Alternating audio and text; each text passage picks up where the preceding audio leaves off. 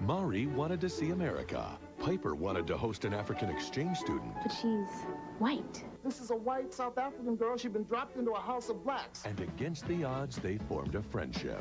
Until prejudice threatened to tear them apart. Now pack your things. She's gone, Daddy. They took her. Celebrate two girls' strength and courage as they discover the color of friendship. A Disney Channel original movie. Monday at 8:30, 7:30 Central, right after Mulan. Only on Disney. Hello, ladies and gentlemen, and welcome back to the Pop Culture History Podcast. My name is Mike Larkin, and joining me today, now we have done a lot of DCOM movies, but this one is very special, especially with it being Black History Month and the importance of this fine film, the one, the only Adventure X herself, Mrs. Laura Frazier. How are you, Laura? I'm doing great. How about you? I'm good. I'm happy to have you back on with me to discuss today's topic, but first and foremost, I do have to mention this. If you are not checking out the Adventure X doing her thing on the professional wrestling scene, she's working late because she's a wrestler. I got to put this into fruition, man. The Sabrina Carpenter look, the overall thing that she did in the ring, I dug it, man. I was very entertained. Thank you. Yeah, it was a lot of fun. I initially wanted to do Chaperone, but then I saw that Brooke Havoc was doing Chaperone, so I was like, oh no. So I pivoted to Sabrina Carpenter. Which is not bad, because I will say, how awesome is it to see, not just from the Grammys and the award shows, but how popular she's really come from her days being in Girl Meets World to seeing where she's become as a singer, pun intended, to what she's doing now. My goodness gracious, the pipes, and it's very much reminiscent of what we've gotten from the 90s and early 2000s with her influences. Yeah, it's awesome. I'm really glad that she was able to finally find her niche. And it's a good niche. I like the humor that she incorporates into it and the personality and all that. So I think for you as well, and I got to say what I did love about the Sabrina Carpenter vibes as well as too, like you have sent me so many great Britney Spears vibes within the pop culture realms. I have to always put that out there because it's awesome. But if you guys have not checked it out, and I will link in the description of this show, Laura and I were actually talking about, they did a nice mix of espresso with the beat of Backstreet Boys' As Long As You Love Me. And I got to say, how doggone good was that? Because it fit perfectly. The synergy was so there. Yeah, it was really good. Yeah, it was really catchy. That's what you have to do with today's lyrics and today's songs. A nice little mend, a nice little blend and synergy.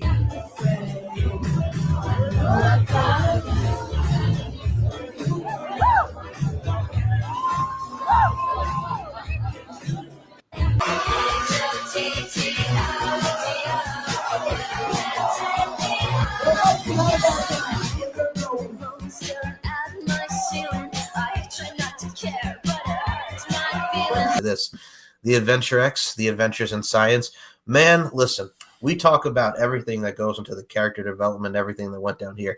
You took a power bomb through the periodic table. My goodness gracious, woman, that power bomb through that table, first and foremost, my God. But number two, what in the hell? What in the world wide world of sports, man? Yeah, I guess Darwin or the Finch or whatever they're going by, just did not feel like he felt like he was a joke, and I certainly didn't feel that way, but oh well. And yeah, he just got upset, and I guess Voidy, I mean that's a good nickname for them, but Heidi got into their head, and yeah, just filled it with a bunch of bad thoughts, and so now I gotta beat his ass because he put me through a table. I cannot wait to see when that does come to fruition. I saw the post-match interview that you did, everything that went into it, man. And I got to say, very fitting in a way on his part to put you through the periodic table. But I got to put this out there, and I'm going to use this word. He's a chooch for doing what you did, man. So I know an ass whooping's coming for Mr. Darwin Fitch. I can't wait to see y'all two go at it. Most certainly. Everywhere I caught some in my teeth. No! Sorry! Security! This could be the end. This isn't a cliffhanger at all. This is a definitive ending. Darwin, come on, it's one now. Darwin, think this is one now. Darwin, come on, Darwin. Feature Darwin. Think of the happy memories. Think of the somebody come out here. Think of Darwin.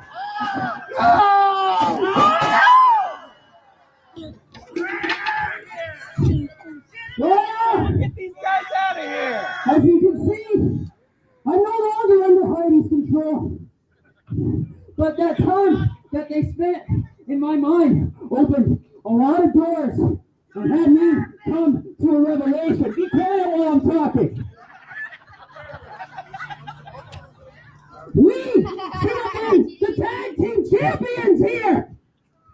Not dressing up in cosplay I don't understand. Not rehearsing lines to music I don't listen to.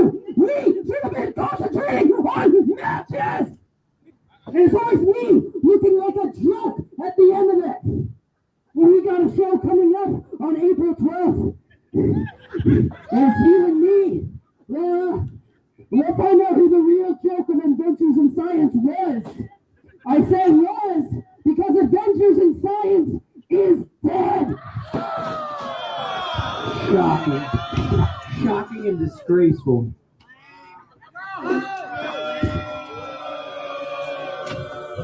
How's it going, full queer lovelies? This is your social media type, Sienna FD Chanel. I'm here with the Avenger X, Lara Frazier.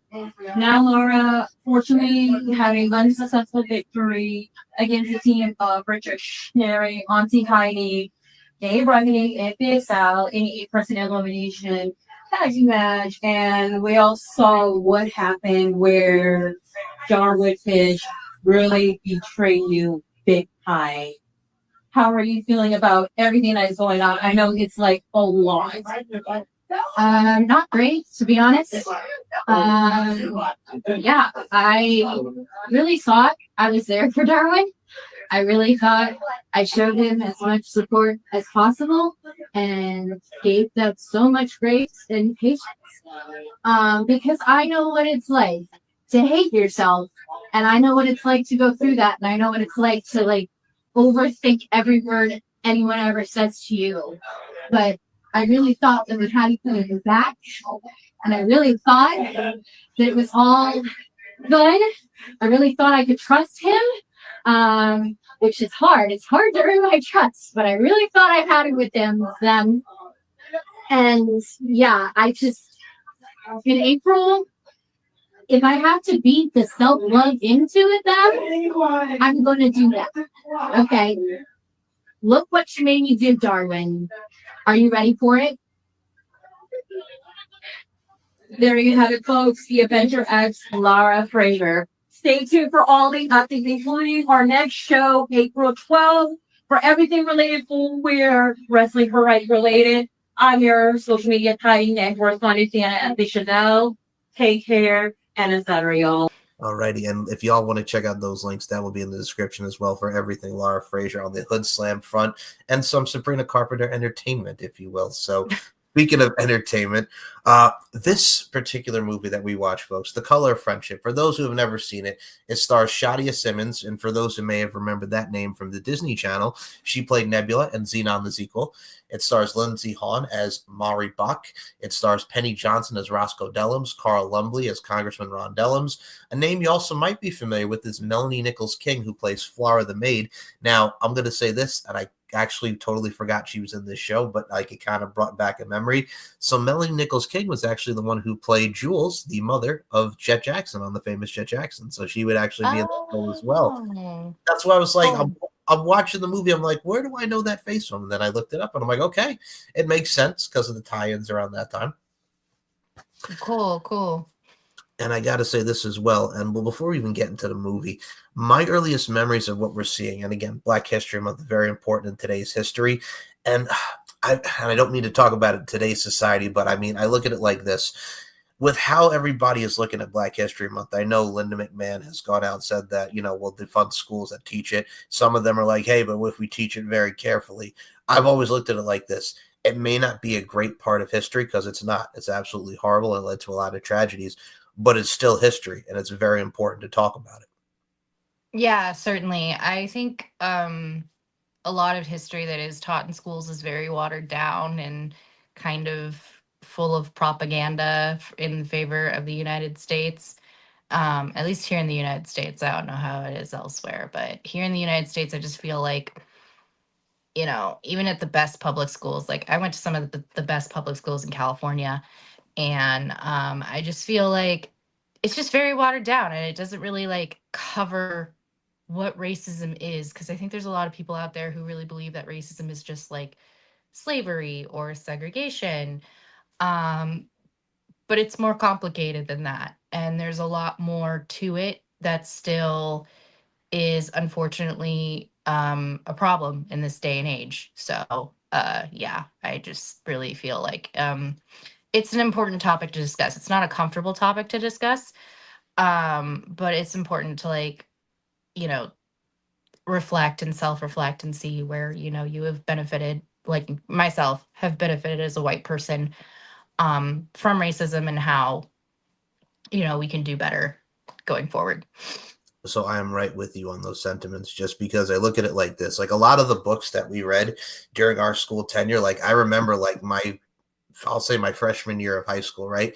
Like, we read books like Speak and To Kill a Mockingbird, which To Kill a Mockingbird is like now banned from schools. And I'm like, that book, I understand it. I see where they're trying to go with it, but I'm like, it's a very important book that also deals with racism and segregation and everything that goes into it. And it's a very popular film in the annals of history. And then I see books like, you know, The Catcher in the Rye are still being read and stuff like that.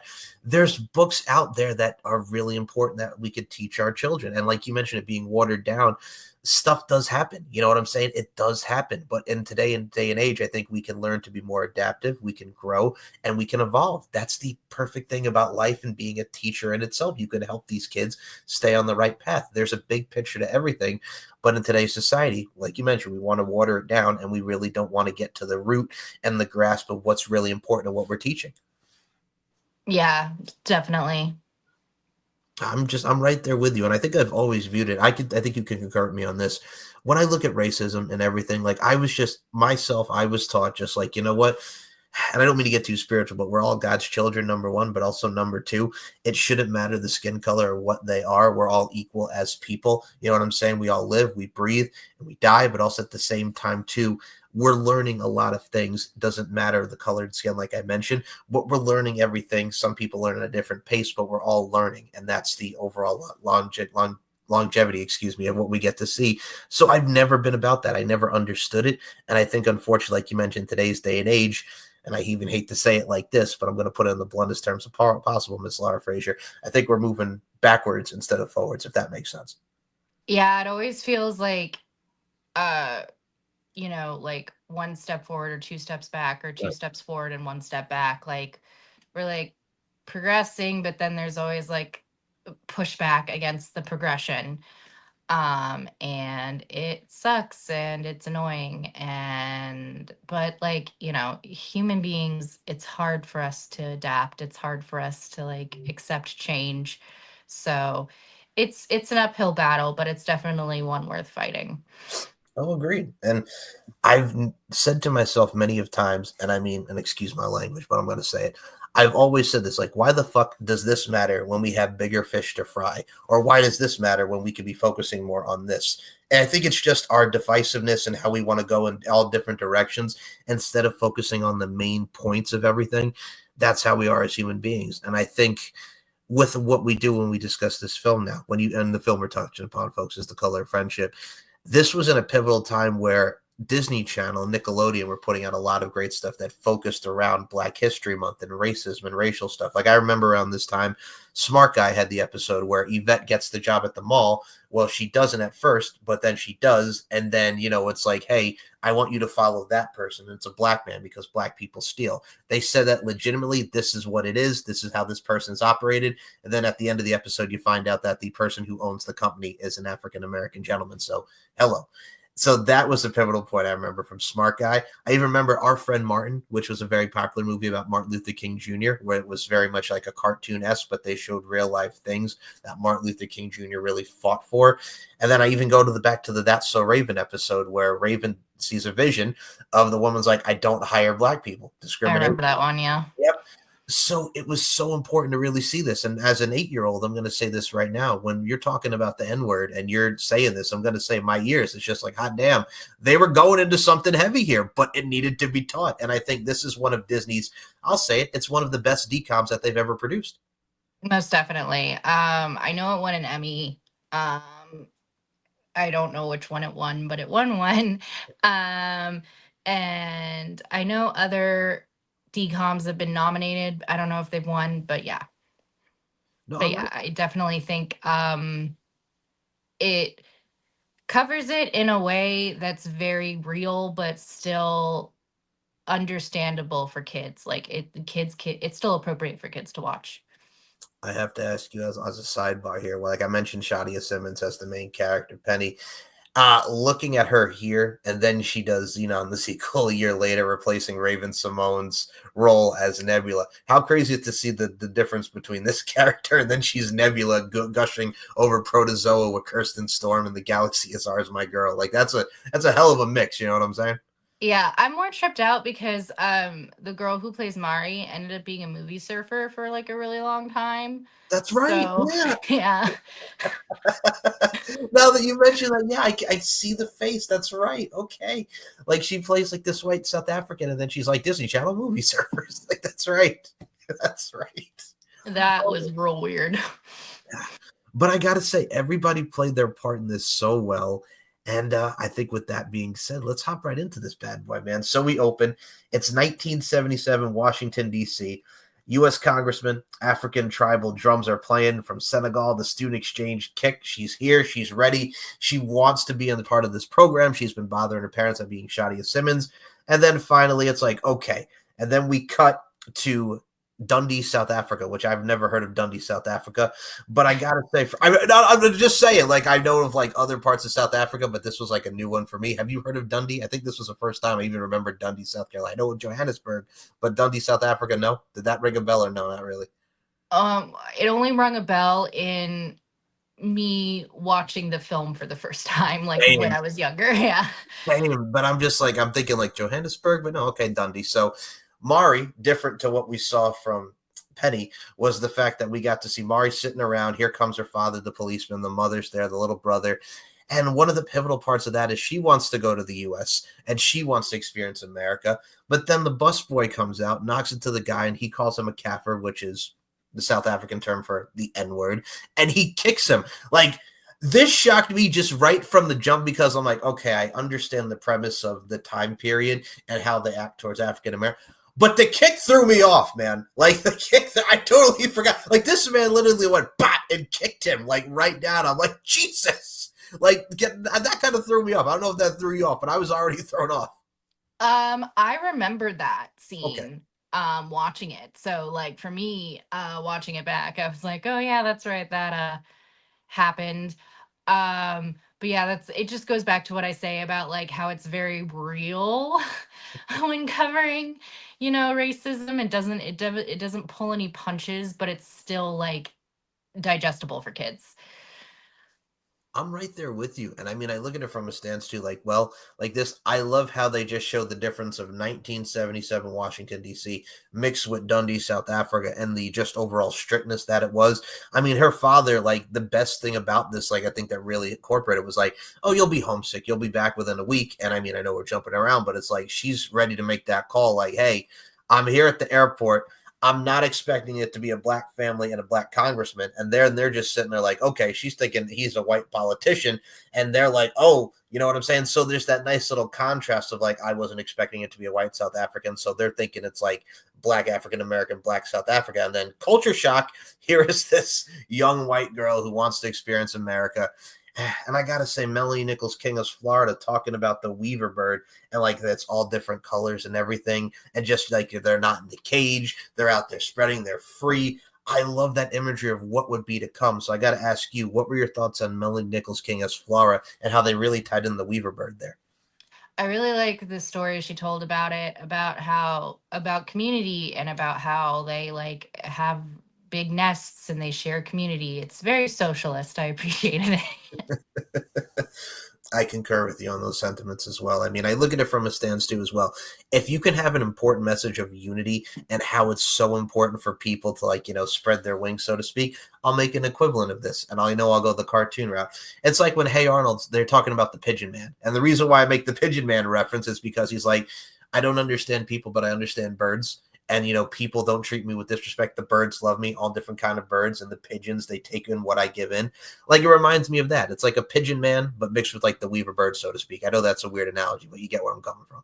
I get where you're, yeah, I'm picking up what you're putting down. I appreciate that, Miss Laura Frazier. So I will say this. Another thing that was so important is they focused on the fact, and with the congressman that I love that he said, like, you know, this has a chance to shorten the cultural divide between Black Americans and Africans, which pivotal point around this particular time. But then she wants to do it for extra credit, that being Mari, and go to America, but I think she's still not alone noticing, like, hey, like, she's my friend, but also at the same time, like, well, of course so, you know what I'm saying? So what, you know, we'll go there, it's fine, you know, it's this, but I'm like, she's your maid, but you consider her best friend, and I'm glad that she has that relationship with Flora, but she's really not realizing, like, hey, there's a bigger picture to this. Just because she's taught what she's taught mixed to what she's about to get, that culture shock. I think they really amped up, like, you're about to go for a doggone culture shock right now. What's the best way to explain it? Yeah, for real, for real. Like, you know, a lot of people, I think a lot of uh white folks over time have been like, oh yeah, this is my Black friend, and it's just someone, it's like their barber, or like, you know, their plumber, or like someone who works for them, or someone they went to school with, or, you know, and it's just like, are they really your friend though? And if it's, especially if it's someone who like you are a patron of, um you know, there's that power dynamic there that's like not, it's like, yeah, you guys might be friendly, but like, are you really like friends? Like, because this person, you know, is taking your money in exchange for goods and services. Right. So like, you know, they have to have a certain amount of customer service and like politeness about you. Whereas, you know, with you, you're just giving them their money. And like, yes, as a human being, you probably should be nice to service workers, but you know, they have a little more of an obligation. So yeah, there's definitely that element to it. I mean, like, there's a kinsmanship, there's friendship, but for me, it's like, it's more of an obligation that Flora is to be, like, you know, her maid, and just make sure she has everything that she needs to have. There's a bond there as well, and I think what I loved about it too, that subtlety, intricacy, and nuance, where she gets in the car to go to the airport, and she just goes, pay attention. Like, that also set the tone for me, and I love that. I love that she said pay attention, and then you see her go back to her room, and it turns out that the congressman is the one who leads the attack against apartheid in South Africa. So you're already setting up for some conflict here. And I'm like, oh, snap, she knows. And, of course, they showed the South American flag, and it's like, you know, Daddy, you know, you can't have that. You know, those troublemakers over there. So it had a nice little semblance there. What were your thoughts on them incorporating the flag and the fact that, hey, we're about to see some stuff go down because this congressman is not about that apartheid life? I really like the stuff about the flag. Definitely put a pin in that for later. I watched a YouTube video covering this movie, and they really, I'm gonna butcher what they say and I'll paraphrase it, but they really beautifully went into like what that flag meant, especially within the context of the film, but also not within the context of the film, just within the context of history. But yeah, I liked the setup there, about, you know, Mari just really disciplining her brother and being like, Dad will lose his mind if he sees you with that. And I really liked that Flora like was like, wait, you mean Dellums? And she's like, no, D Looms. So she knew who the congressman was.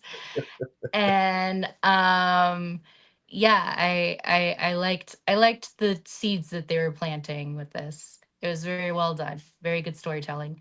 I laughed when she said the looms, and I'm glad that you brought this up because my brain immediately went to Fruit of the Looms. I'm like, is she literally calling them underwear right now? I digress. But no, I mean, I think this gets to show the different language and stuff of, like you mentioned, the storytelling that would be to come. So, I mean, we really get to see the difference between the families and what is set to come in this Color of Friendship film. So we go from, we mentioned the airport, we mentioned they go to his office, and his whole entire staff is like shocked that here's this white South African who's here, and they have that look on their face, and the silence is just uncomfortable silence. And then they get back to the house, and the brothers and everybody and their friends are like playing the drums, and they're like, oh my God, they're coming. Here's the kazoo. Let's get this ready. And then she walks in, and they're like, their jaws drop, and she freaks the F out and just runs upstairs and lock her in the room. Talk about that, because that really was another one that is just like, oh snap, here she is. And then she ran right to that room. She ran, man. Yeah, she was in for a lot of surprises that day. That was definitely quite literally culture shock. It's wild to think about, like, America in the 70s wasn't, great for Black people either, but it was much better than apartheid in South Africa. So, Right. you know, um, so it's just wild to think about the perspectives. And it's just like, yeah, sure, we were past segregation at that point, but other countries were not to Right. a violent degree. Um, and yeah, just I can imagine just being in that position and just like not knowing what to do, your whole life. It's like, oh my God, that this person's a politician and they're Black. That's not how it is where I live. Like, that's crazy. I think for me too, and looking and digesting the movie too, like you mentioned, like even when she comes in, like we mentioned the part, it's like, oh, he's a Black politician, and like I'm there with you. It's like the '60s was the segregation, then we get to the '70s, which is more like peace, love, and hugs, and then we got the hippie stuff in, and we had Hair and all these musicals and whatnot in our popular culture. But for African Americans, it's like, okay, you're in the land of the free, the home of the brave, but also at the same time too, South Africa's over here. You're wearing like you're considered like thugs and troublemakers, and you have this strict thing of like, oh, we have to protect ourselves, and you have to have these ID passes, which was even crazier. So I'm like, you have a different way of living because their viewpoint is, oh, we have to protect our people from these people, and it just is so. Again, we think about it now and it's 40, 50 plus years later, but it's just so mind boggling, even for people like us or just in general. Like, I couldn't even live like that because that is just, it's ridiculous, number one. But number two, it's like, God dang it, man. Like, freedom. Yeah. I remember people were discussing Trevor Noah's book, Born a Crime, because he's biracial and he grew up in apartheid South Africa. And yeah, just talking about how like his parents would have to walk on like opposite sides of the street because they couldn't even be on the same side of the street. Like, that's insane to me.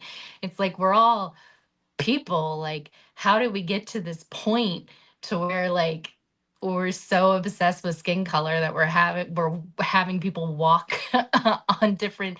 It's crazy when you like take 2 seconds to think about it. Agreed. And I think for me, it just, even still to this day, and I know this movie's 25 plus years old now, but it's just like, God dang it, man, they nailed it. And then when she locks herself in there, doesn't come out, and the mother's trying to be nice, like, hey, you know what I'm saying? Like, let's actually give this a chance. And then Shadia Simmons is just like, no, because like, this is not what I wanted. And then she sees the note in the room of like, she's thinking like it's a Black African girl, but it's the white South African girl. So there's many different avenues there, but I love that she comes back with the fries and the shake and she just puts it down there. And it's like, no, like, you're not even going to take the fries and shake. I'm going to tell you right now, that look like some damn good fries and shake. You know what I'm going to say? That look like some good food, but all right. Like, so what were your thoughts on, she doesn't take it. She's just locked in there. She ain't coming out. She's so like distraught. She's so petrified. It's like, I can't believe this right now. Yeah. I mean, I don't necessarily empathize with that, but like, I definitely sympathize. Like, if you're, coming to a different country and things are done a lot differently, like, I like the way the mom worded it. Like, well, she assumed white politician, we assumed Black South African, and we both were wrong. And, this is different for her and we need to just give her a chance to adjust. And yeah, the mom is the real hero of this movie, I feel. Yeah, I like the mom. Yeah, the mom was more open-minded and the dad was just kind of like, you know what it was too? I mean, we discuss it later, but it's just like the daughter's like, well, daddy hates the South Africans. It's like, no, he hates the government. Like, he doesn't hate the South African people. He hates the government. And I equate that too. And we'll incorporate a little wrestling to this. Like, you've seen it. We've all seen it, my dear friend. WWE is going to be in Saudi Arabia for the Royal Rumble next year. Do I like the fact that WWE goes to Saudi Arabia? Not really, to be completely honest. No, not at all, because I don't like the way they treat women. And number two, I don't hate the Saudi Arabian people. I don't know the Saudi Arabian people. I don't like the government because I think they're pieces of garbage in how they handle their country. But I have nothing against Saudi Arabian people in general. But I will say, has there been improvements? Yes, with how they're having women wrestle now with what we had used to be with the WWE. But at the same time, too, that government is still a sack of shit, if that makes sense. That's what I kind of equate it to. Like, you hate the government, but you don't hate the people.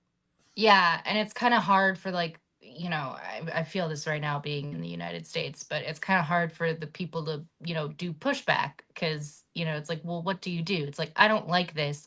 And like, at least for us, we can vote, but like, even that's very limiting. Yeah. But yeah, like, it's a difficult spot to be in. And, you know, this is also mentioned later in the movie, but the government, you know, breeds this kind of thinking of, you know, racism and sexism and all that. And yeah, it's just it's a systemic issue, I think, and the movie does a really good job of saying that it's a systemic issue without using those words exactly. Do you like the fact that there's Kaffir for the N-word and then there's other names for Negro? Like, I cannot believe, like, they had so, like, she laid it out. Like, this is what we say about colored people, and this is the word for Negro, and we have the cinema for the movies, and they don't say movie, they say the bioscopes. Like, they had so many different names for, like, movies and stuff. Like, what did you think about their language versus what we have here in the States? I mean, it makes sense. Like if you look at other English speaking countries like the UK and stuff, like they're gonna have different words. And I don't know, I feel like for when it comes to like, you know, people of color, I feel like they have like a whole slew of slurs and stuff. When whereas white people, it's just like white people. I guess cracker is another one, but like that's the best I can come up with in my head. I guess Becky is another one. I don't know. But we've gotten more. We've gotten more. We've gotten Karen. We've gotten more. But for a while it was just like, you know, we didn't have a lot of names for us. And, you know, it just goes to show that like that's a part of racism, is the fact that like white people are seen as the default and people of color are seen as like an offshoot, or like that's a different type of person. And it's like they're still a person. I just can't believe you threw out Becky in there, man. I like Karen, Becky. Like, no, I completely wholeheartedly agree. I mean, like Cracker was like, I mean, we're talking about the 70s. Like, you mean Sherman Helmsley on the Jeffersons was calling us cracker. You know what I'm saying? I'll even equate it to WWE in 2003. Teddy Long, let me holla at you, play. All these crackers are trying to bring down the Mac, Rodney Mac, like it existed. So I mean, you hear stuff like this.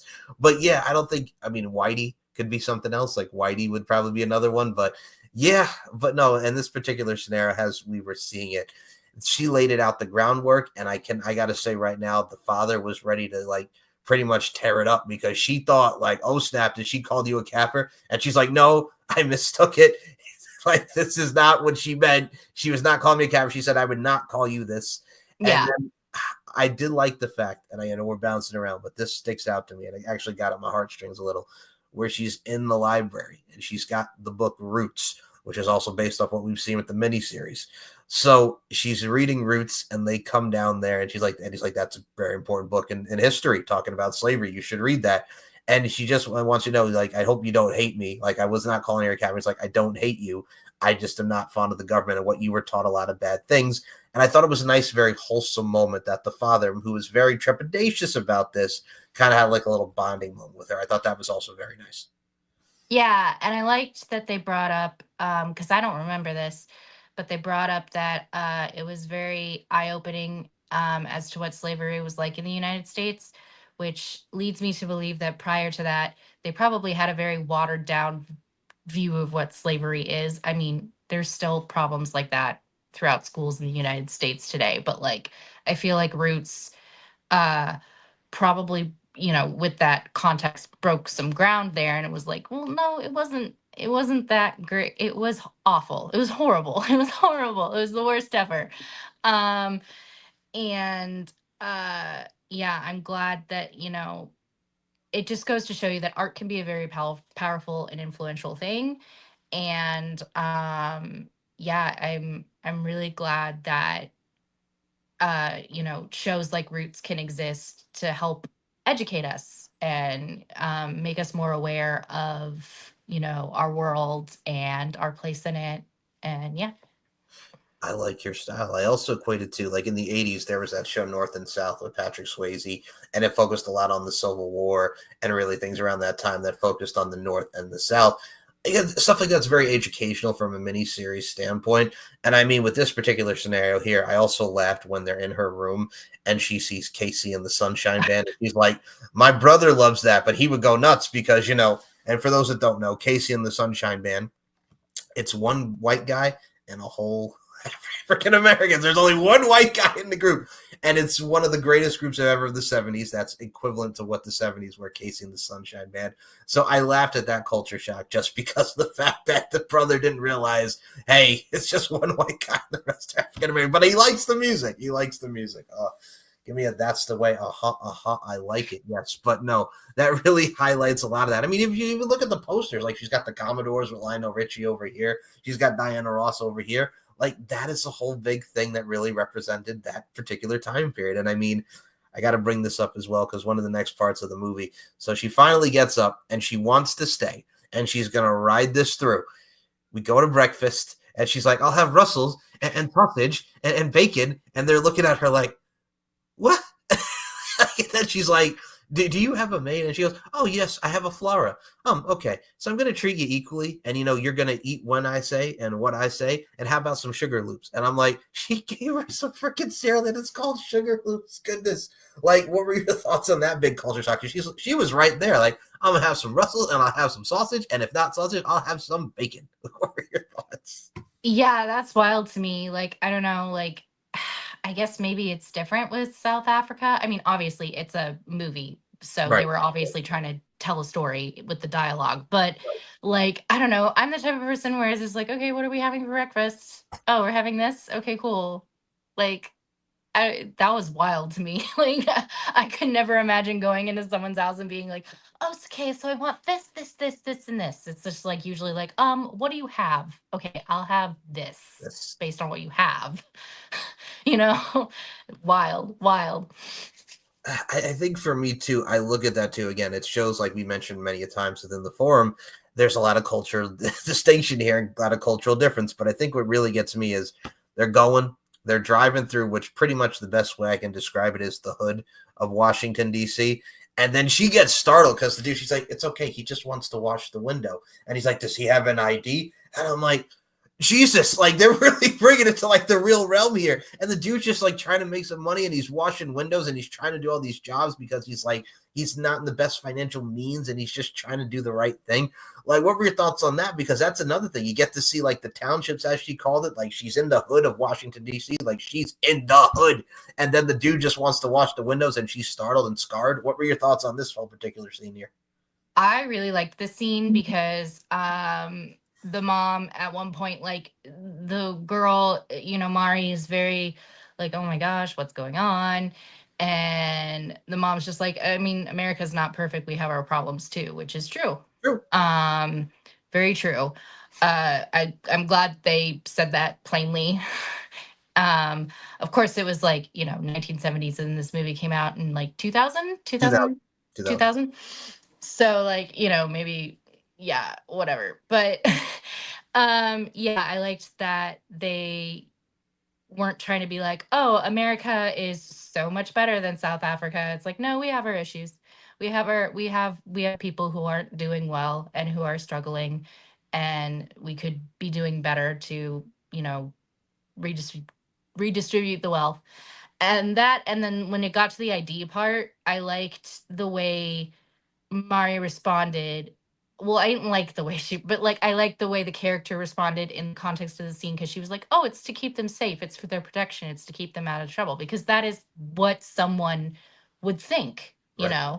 That is the justification that people have, like why, police patrol neighborhoods, black neighborhoods a lot more than white neighborhoods. It's like, well, we got to keep them safe and out of trouble because they're, without us, they'll be in trouble. And it's like, I don't know about that, but yeah, it was very like realistic. Like a lot of the times I think in movies about racism, they try to paint the person who's like learning as like just like a unrealistic, like complete, like, black people aren't people type of person. And I don't know, I felt like Mari was very real in her prejudices And yeah, it made the character a lot more accessible and a lot more understandable that she would grow from the experience that she had.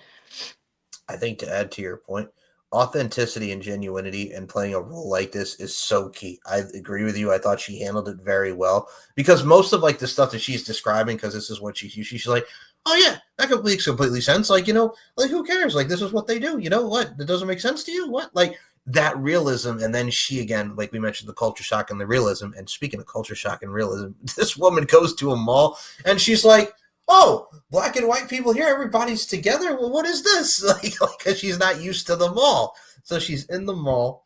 This has got to be one of the most 70s songs ever that's playing in the background. They are going full on like hippie 70s, like stuff that you would see like, friggin' oh Lord, won't you buy me a Mercedes Benz type of vibes here, and stuff that you would see like on like the Dating Game or all these, like think of like any 70s game show. They really hawked into the style what the 1970s was, and they were feeling it. What were your thoughts on this scene and just the clothing, the style that is the 1970s?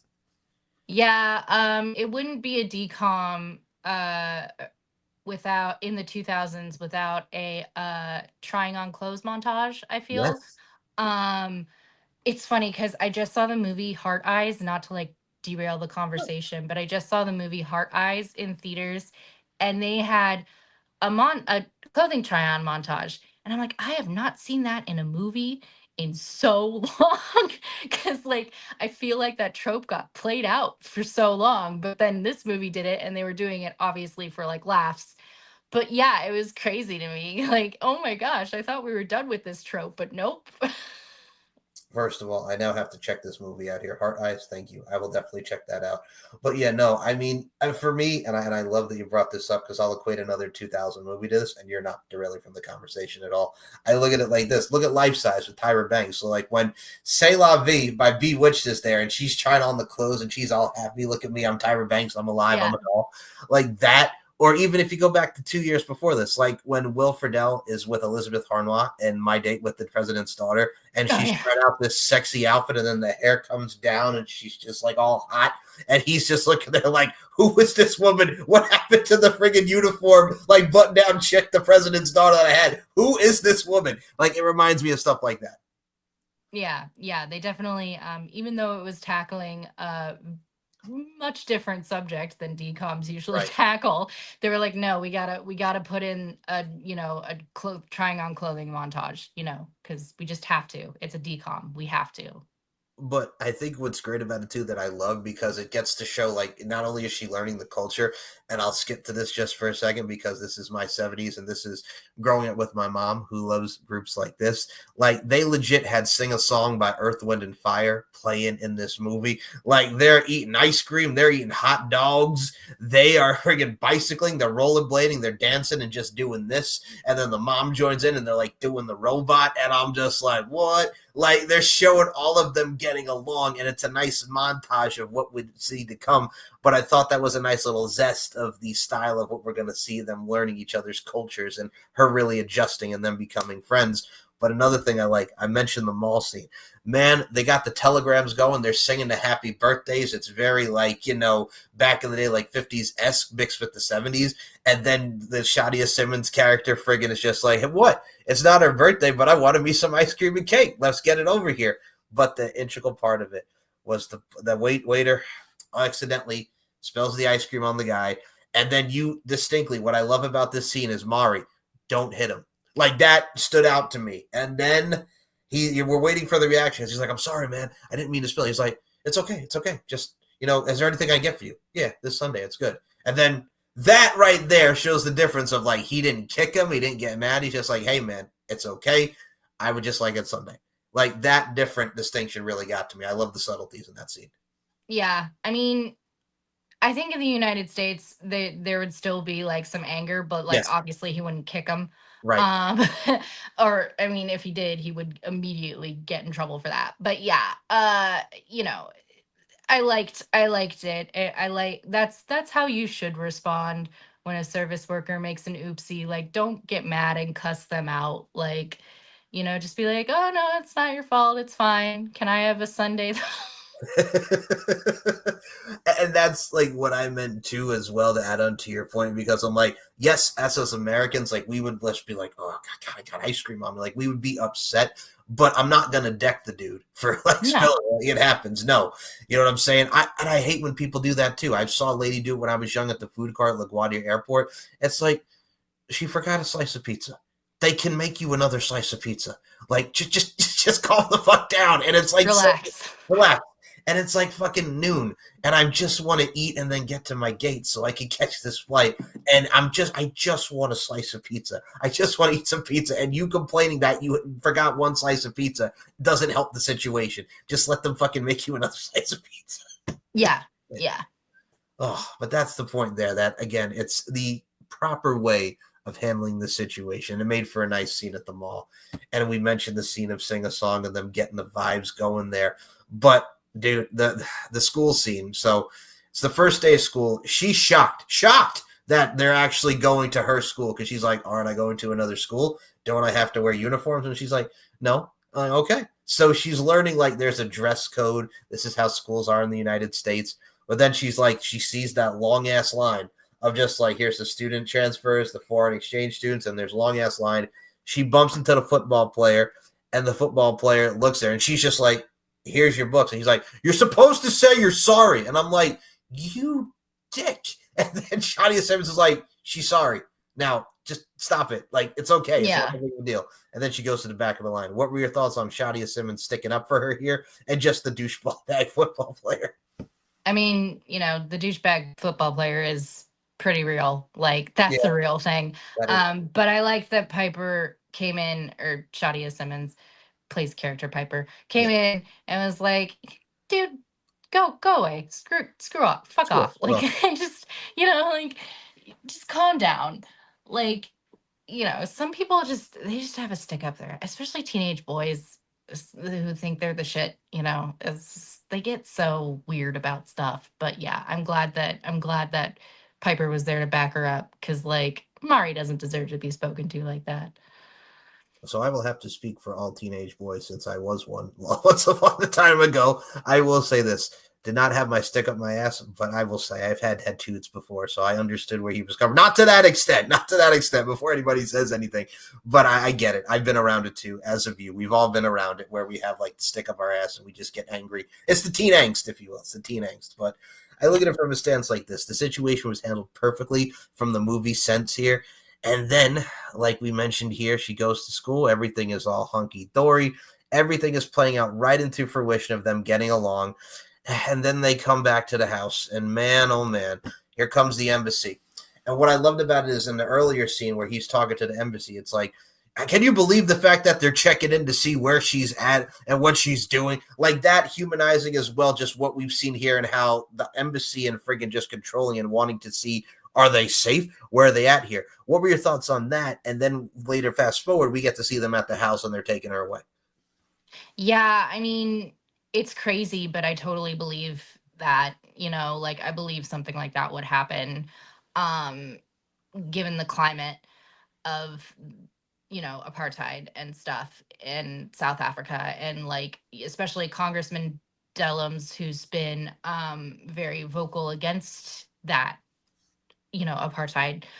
I can see how they would be like, well, what is she doing there? Especially, and I can see why he would be upset. Like, I'm a congressman. Like, come on, you think I'm gonna do anything? Like, I live in a nice neighborhood. My kids go to nice schools. Like, why are you freaking out? Like, what am I gonna do? Yeah. Like, come on. Like, obviously, like, I would assume most families who do exchange programs are like pretty heavily vetted, I would hope, at least. So yeah, it's ridiculous, but I do believe that they would do that because they're shady people, shady government. Yes, I wholeheartedly agree with you on that. And again, I'm not saying all government's bad, and we're not saying that, but in this particular scene, a lot of that still does exist. It's like, and I'll give another mention to this because it does mention around this time and everything that we're dealing with racism. Like, unfortunately, the KKK still exists. You would think it wouldn't because we think we've come so far, but there are still some places that still practice that. And it's upsetting. No, Yeah. number one, but number two, it's unfortunately the day and age of how it is. And another thing I wanted to add to your point. So she gets a book report. Like she goes through the whole line. She has these classes, and it's a book report about city, the beloved country, and it's about a black village priest and a white farmer must deal with mass murder. And it's a prelude to apartheid is pretty much the book. And it's by Alan Phaeton. Like, I like this scene because it focuses on like she didn't even know this book existed, and it's about where she's from in South Africa. And doing more research on the book, like I'll be honest, number one, is something I would even want to read myself because again, it deals with history. But number two, god dang it, man, it just shows like how out of touch of just like even people like I know this is how they're raised, but they don't even realize like what the importance of how this is leading to. So, what were your thoughts on her getting that book report? And she had no idea about any of this. I mean, it's not surprising because oftentimes when people are trying to, when there is banning of books and like materials like that, like it is, the government or the powers that be, whoever's in charge, whether you be in a cult or whatever, whatever situation you're in, if there's stuff that's banned, it's usually because they are having there's ideas or thoughts or themes in it that go against what the person in power is saying, and they don't want people to get a handle on that and have their own critical thoughts about it. So and that's why and so for her to be like, I didn't even know this was a thing, it's like, yeah, it's to keep her ignorant so she still goes along with apartheid. Her dad's a freaking cop, yeah, like it sucks, but that's definitely, a reality, an unfortunate reality of a lot of, toxic power situations, if that makes any sense. Toxic power dynamics, I'm not sure. No, you make complete sense. And I mean, I'll give another example, and I think I've been calling her Penny Piper with Shadia Simmons in this. I like the fact that it's just like you don't realize like the impact of this, and we'll get to the Stephen Biko in a second here. But what I also equated to is like we mentioned banned books, like I mentioned earlier, like my 9th grade year, like I mentioned, I read To Kill a Mockingbird, I read Speak, very heavy subject books. But I even remember, like, I think 10th grade, we read Night. Remember the Elie Wiesel about the Holocaust and stuff like that? Like, people don't realize, like, how, like, heavy that is because this is a legit individual who survived the Holocaust. And she's talking about the experience in the actual book. And this would come later on in the movie Freedom Riders with Hilary Swank when she was a teacher, and they bring that whole thing up. But I'm just like, man, like, again, it's the keeping them ignorant, and also the fact that we'll talk about Stephen Biko because that was the one who wanted change. He was tired of how everything was going with apartheid. And when you get to the embassy, they're like hiding up like, oh, he killed himself, these troublemakers and yada, yada, yada. Then you find out the police beat him and he got killed. Like, they're covering up the fact that, hey, your police, who is supposed to be in like this high regard because of where you are, actually beat and killed this man for his beliefs and wanting change. So, I mean, even the cover-ups there, it's just like, my goodness. Yeah, it's wild how history repeats itself so crazily like that. Yes, and I know where you're coming from because a lot of stuff that does happen in today's day and age. But again, we talk about the importance of information, stuff like that. But you could see Mari coming around here. It's like, no, like, this is stupid. Like, why am I here? Why can't I go back to where I was? Why are you taking me out of this? It doesn't make any sense. And then we get back to the fact that her father, that being Piper's father, meets with the Congress. She's out. Like, she's back at the house. She's happy. Like, hey, let's get back together. Let's start dancing. Why does it feel like a funeral here? Yippee, yippee, yippee. And then she's like, hey, Stephen Biko was killed by the police. And she's like, how could you say that? No, it was not that. Like, this man killed himself. So what? Who cares? That's how it is. They took care of it. And then they're having this big old argument. And then the Nigerian friend of hers made a good thing. It's like, why doesn't she invite you over to South Africa? Because in a way, you could also tell the expression on Marley's face when they're having that discussion in the bedroom. It's like, that can't happen because it like that. The realization is right there, man. Yeah, it's straight up illegal. She can't have her as a friend. I mean, the Nigerian friend does make a good solid point. I don't think it's because Mari didn't want her to visit, like, which she does end up saying, right. Like, I do want her to visit, but she can't. She just can't because it can't happen in South Africa right now. And it's sad, and it's It's very heartbreaking. Yeah, I could not imagine being in that situation. But yeah, like, there are some valid points being brought up. Like, well, there's no way you guys can be friends. You can't go visit her.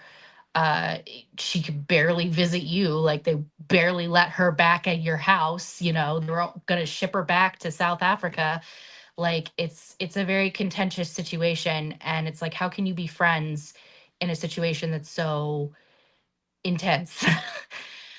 I think what was very telling, and I'll go back to the part where they took her right before they brought her to the embassy, and they're telling her to just ignore, because they had the signs like defy apartheid, end racism, like free Mandela, Nelson Mandela, what was going on at that time. Like, you could even tell by the embassy, like if you notice when they're walking in to like talk to her in private, they notice Roots is over here. The book she's reading book reports there. It's like they have that face, like, what are they teaching this kid? You know what I'm saying? It's like we Yeah. can't have them teach this kid this stuff. So that was Yeah. telling at that time. Yeah, they're definitely just like, oh my God.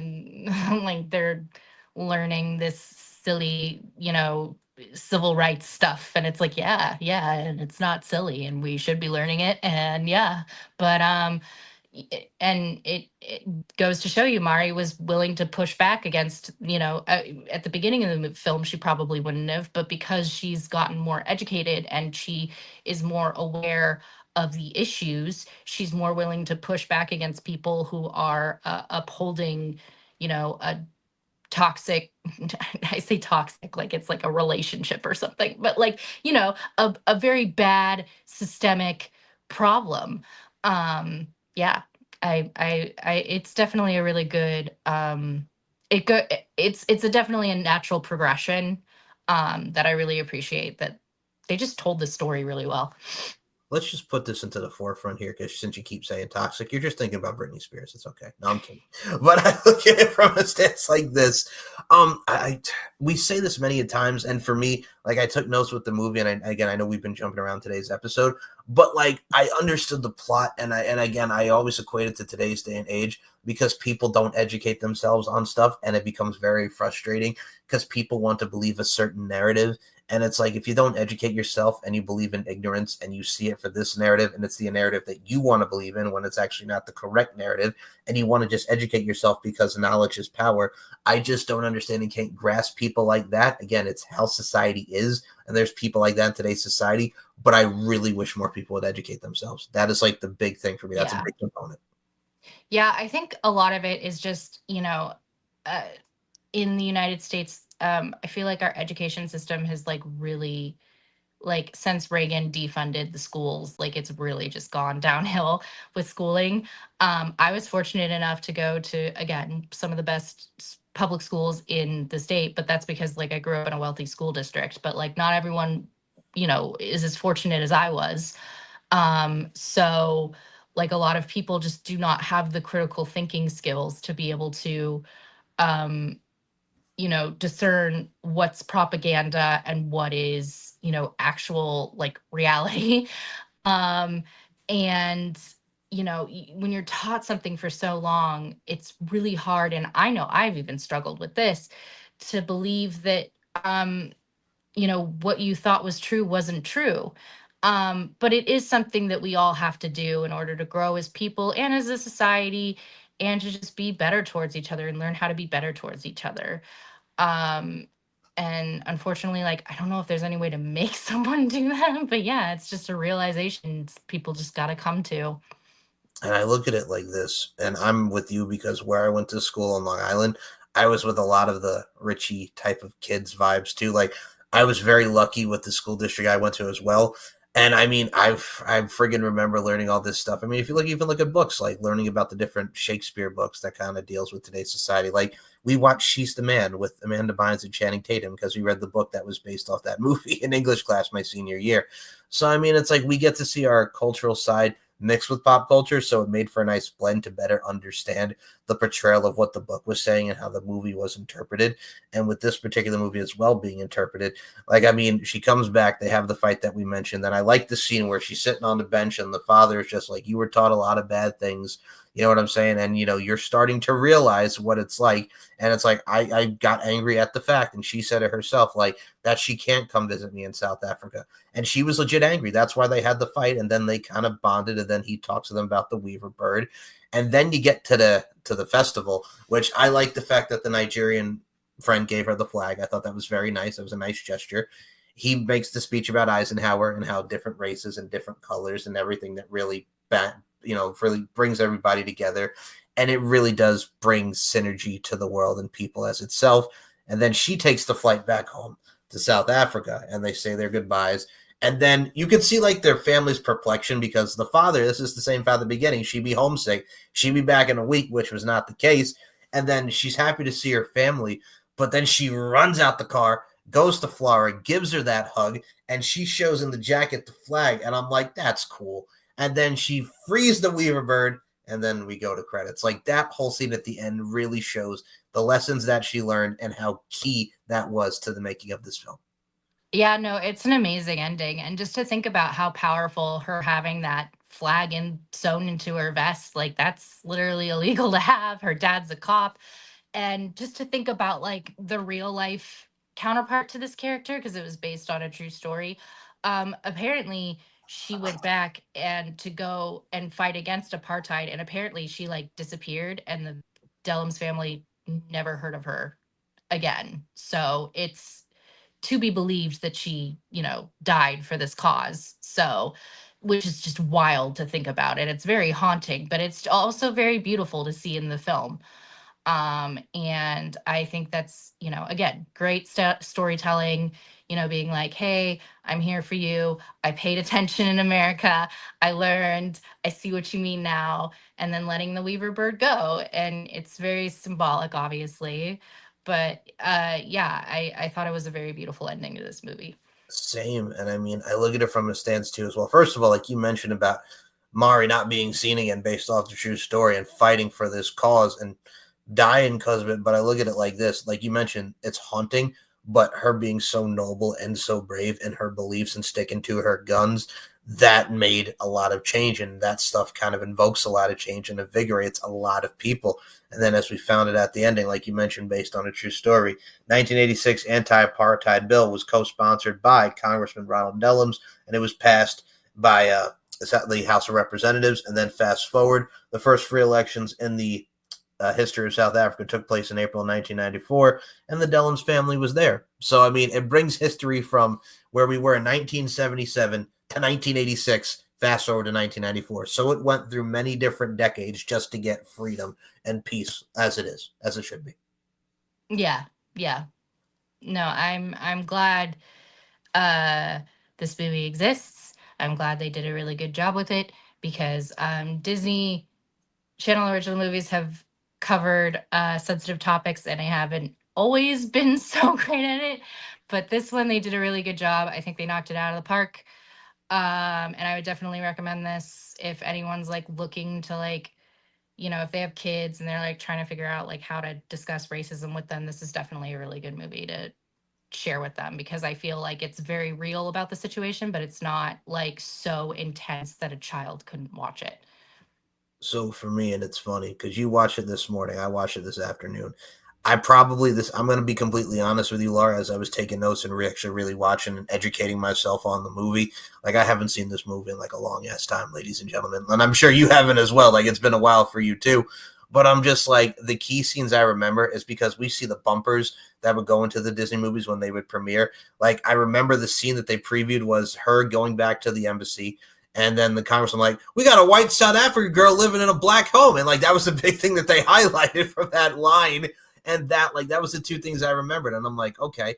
Like, and then seeing the movie as a youngster to seeing it now later on in life in my 30s, like, it works, man. It does hit me. I even said it hit me in many different parts. Like, I'm not going to lie. I got a little emotional just because of how this equates to today's society, but also at the same time, too, how important the roles of change and how letting your voice can be heard really does help and really does help evolve people. And that really is the basic thing, letting your voice be heard, learning, adapting, growing, and it symbolizes what would come later in history. Yeah. Whew. Yes, and that's some very powerful stuff to get off our chests and really analyze, dissect, and decipher today. So I guess the last thing to really say about the movie, as we did with many of the DCOMs that we discussed, Miss Laura Frazier, does it hold up? Yes, very much so. Very much so. And I would, much like Laura, if you've not seen it, go on. It's got to be on Disney Plus, isn't it? I think it's on. I'm Disney pretty sure it is. Yeah. Yeah, I'm pretty sure it is. If they have Mom's Got a Date with a Vampire, they have The Color of Friendship. I like that. Okay. But yes, no, if they've got Mom's Got a Date with a Vampire, Phantom of the Megaplex, and all the Disney movies, I'm sure they have The Color of Friendship. But yeah. Or if you want to even go on YouTube and rent it, go out of your way. Whatever means you want to see this movie, check it out because it really is good. It does hold up to today's day and age. And I know this was different from us talking about Mom's Got a Date with a Vampire and all those DCOMs, but I'm glad we got to touch upon this because with this, again, as we're recording this, it is March 1st and Black History Month has ended. But I really wanted to discuss this because it's so important how equality is such an integral part of life and how we should really educate ourselves while at the same time, too, united, not divided, ladies and gentlemen. 100%. And I like your style, man. So if you want to check out Miss Laura Frazier before we close this out, we will definitely talk about more movies, DCOM, and pop culture. You're always welcome. The open invitation here for this program. I always enjoy having you on. Yes. Hopefully we can finally discuss Ultimate Christmas Present at some point. Okay, so brief story. All right, I'm glad you brought this up. So, ladies and gentlemen, Christmas happened, and I'm not going to lie. It was not a white Christmas. It was a little bit of a rough Christmas. So towards New Year's, we had my uncle over and we had my cousin. They left. We went out, my family and I. Yours truly, for the first time in 5 years, got COVID along with my folks, and it was a rough month and a half. So Laura and I did not get a chance to do the Ultimate Christmas Present, but we will. And when that day comes, I look forward to watching that. Oh, excuse me, while I have Santa's Weather Machine, and oh my God, it's snowing, as I like to call that movie. So we will definitely touch upon that and more pop culture stuff. And I'm thinking for LFC stuff, because if you've not checked out this son of a gun, the Adventure X, Laura and the Adventure X, Shelly Ceccarelli, has had great 2 bouts with Angelica the Italian Knockout Cole and Veronica Payne. Go back and watch those matches. I think for our watch along, because we watched back your matches and I'm doing a lot of watch along with the girls, I think we're going to have to watch your Exposed episode, friggin' just having the pizza party with Joel Kane and just coming on in, man, with your horror movies and whatnot. I think we're going to have to watch that if you want to do that and check out that hilarity. That would be great. I would love that. I got you. Okay. Yeah, it's pretty funny. If you've not checked out the VIP section of the LFC website, y'all just came in and said, you know what? Fuck it. Pink team, black team, blue team, everybody up in this piece. Give me some pizza. Give me some horror movies. Joel Kane, what are you doing? What are you doing? And we can talk about the difference between FetLife and whatnot. Yes, I went there. So with that being said, I appreciate each and every one of you listening. I appreciate you crazy entertaining son of a gun, getting power bombed and singing some Sabrina Carpenter coming on and your awesomeness. With that being said, Miss Laura Frazier, I will step back. Ladies first. Where can we follow you on the social media fronts? The floor is yours. You can follow me on Instagram and Twitter at Laura Frazier Kick. That's where I'm the most active. I've also been on Blue Sky, just at Laura Frazier on Blue Sky, and Threads. Been trying to expand out more. But yeah, you can find me those places, mostly Instagram and Twitter. Mostly Instagram. Links will be in the description because I got to say, you're a great follow.